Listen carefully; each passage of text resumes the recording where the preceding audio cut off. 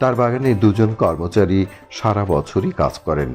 উপসহকারী কৃষি কর্মকর্তা তাকে সবসময় পরামর্শ দিয়ে আসছেন। সুনিষ্কাশিত উঁচু ও মাঝারি উঁচু জমি পেয়ারা চাষের জন্য উপযুক্ত। গুটি কলমের মাধ্যমে চারা তৈরি করা হয়।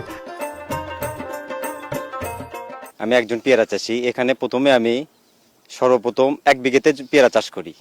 সেখানে কিছুটা উদ্যোক্তা লাভবান হওয়ার পরে দেখা যায় আমার আশেপাশে যে কতগুলো চাষি আছে যারা অন্য অন্য চাষবাস করতেছিল, আলু, তারপরে আপনার বাঁধাকপি, ফুলকপি, তাদেরকে আমি বললাম যে দেখেন আমি পেয়ারা চাষ করেছি, আপনারাও লাভবান হবেন।